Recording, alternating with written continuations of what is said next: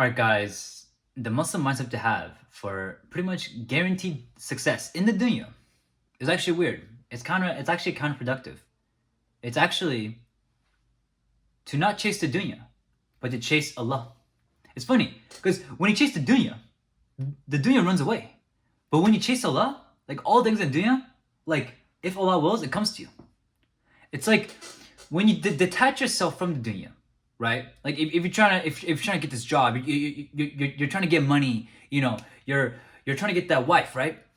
You know, but if you like, don't focus on chasing those things. If you focus on chasing Allah, then Allah can give you these things. Because here's the thing: Allah giving you everything in the dunya, like all the money, like that wife, or like whatever, like everything, that physique, the knowledge, right? Everything in the dunya, Allah can give it to you. So like, why aren't you focused on chasing Him? It's like when you chase the dunya, like when you chase women, when you chase money, it's like very needy. It's very needy energy, guys. You know what I mean? And that neediness will like it repels people. Like when you're needy and you like feel like you're trying to chase these things and you're trying to chase that, it's like it runs away. It's funny when you chase the dunya runs away. But you know what's funny? When you chase Allah, Allah runs to you. You know, like when you walk towards Allah, Allah ends up running to you. He's eager to meet those that want to meet Him. You know, so it's funny. It's like it's designed in the way where you're supposed to be chasing Allah, right? Because Allah loves when someone chases them. Allah loves you if you chase Him. But the dunya, when you chase the dunya, when you chase that woman, when you chase money, when you chase all this materialistic crap that's just dunya and it's very limited and fleeting, like these things just end up running away.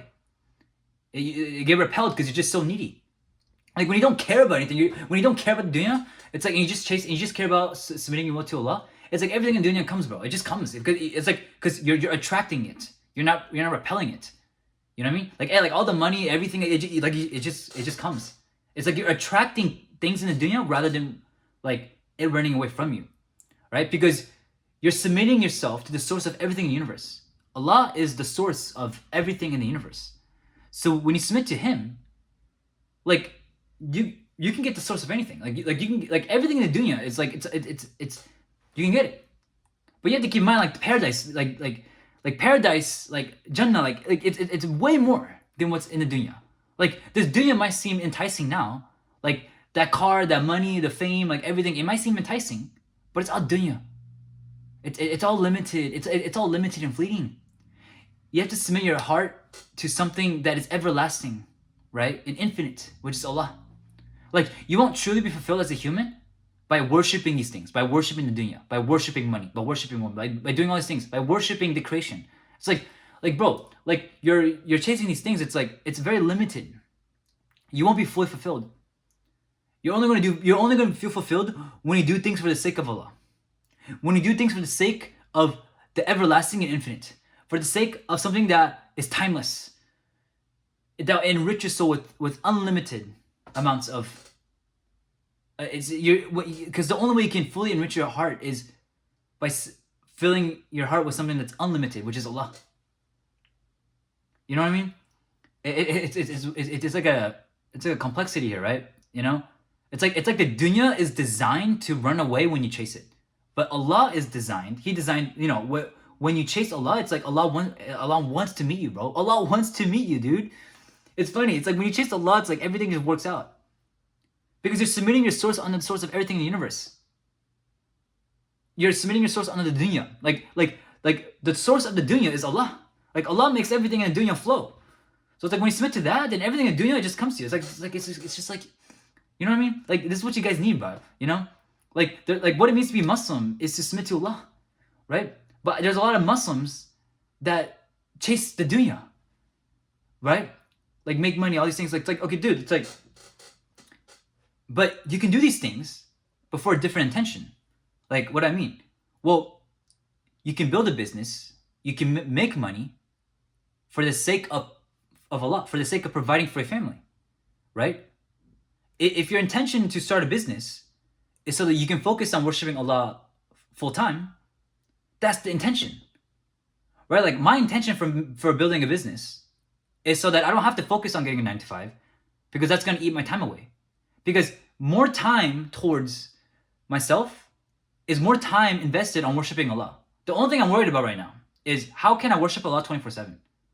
And if I'm working this job, right? That boss may not be Muslim. Right? So I'm gonna submit to a boss? I didn't submit to a boss, bro. I submitted to Allah, dude. Like, you know, why do I have to work 9 to 5? Like, why can't I worship Allah like in between that? But if I run my own business, right? I can worship Allah more. Like it frees up more time for me to worship Allah. That's my intention for making money. It's no other reason than that. My intention for making money is no other reason than to worship Allah even more. It's to free up time, to free up mental space. I don't have to worry about bills. I don't have to worry about all this bullcrap of the dunya, right? And I can just focus on worshiping Allah. That's my intention for making money, guys, right? What's my intention for getting a physique? Like a physique, it may seem vanity, right? It may seem like, oh, this guy just wants to like, you know, upgrade his looks. Like looks, guys, looks is completely dunya. Like people say like, oh, looks get women. It's like, dude, looks are dunya. Like all the looks of like, you can look at the most beautiful woman. Without makeup, she's at most 7. Most women are like 3s or 4s. Without makeup. I'm talking about without makeup. Like when they wake up out of bed, most women are 3 or 4. Like you guys are chasing the things that are just so limited and fleeting. Like women are so limited. They're so dunya. Even me, like I'm dunya. I'm limited, guys. Right? Looks are limited. Right? You know, but I'm increasing my muscle mass. I'm getting more shredded, in reducing my body fat for the sake of Allah, because Allah gave me this body and I want to appreciate the body that He's given me. You know, like, because me sculpting my body and making it an optimized machine is an act of worship towards Allah. It's to, in order for me, is to appreciate the potential that Allah has given me, so I'm gonna fulfill it. See, I'm focusing on my looks. I'm upgrading my looks because I'm upgrading my physique, but I'm doing it for the sake of Allah. You guys understand? I'm building a business. I'm gaining money for the sake of Allah, for the sake of freeing time out of my day so I can worship Allah more. Because if I have to work at 9 to 5, then I'm not, the time between 9 and 5, I'm not worshiping Allah. I'm doing my job. So I'm making a business so that I can free up time so I have more time to worship Allah. That's my intention. So my intention for making money is not to flex on the haters. It's not to buy a Bugatti. It's not to buy all these, like, you know, watches, luxurious items, all these materialistic dunya stuff. The purpose for me to make money is so that I can invest in you know, focus on actually worshiping Allah. Because that's the real objective of life. The real objective of life is to worship Allah. So whatever is in my way and preventing me from worshiping Allah, I'm going to fix. All right? Like any obstacle, I'm just going to remove. If it's not going to allow me to worship Allah, I'm going to remove it from my life. Right? And it could be same with the, like, you know, when it comes to marriage, right? It's like for example, if you want a wife, like, you know, if you do it for the sake of Allah, right? If you guys are getting married for the sake of Allah, not for the sake of lust, it's a completely different reason. What if you're getting married for the sake of getting close to Allah, right? Like, because like the purpose of marriage is for both of you guys to, you know, strengthen your bond with Allah. Yes, maybe lust and desires might be behind the marriage, but the main purpose of marriage should be for Allah. And the intention should always be for Allah. See, so you can technically still chase the dunya. And I don't mean like, on the outside, it might look like you're chasing the dunya. Like me sculpting my physique, like me getting a better physique, like that might look dunya, right? Because it looks, right? That might look like I'm chasing the dunya, but in reality, I'm chasing Allah because I'm doing it for Allah. When I'm building a business or whatever, right? Or posting on social media, it may look like I'm chasing clout. It may look like I'm chasing validation. It may look like I'm chasing money, but I'm not. Because I'm doing all these things for Allah. Right? Like this video right now. This may look dunya, but I'm doing it for the sake of Allah. Because I'm giving taqwa. I mean, I'm giving dawah. I'm giving dawah right now. Right? I'm spreading the message of Islam to my subscribers that are not Muslims.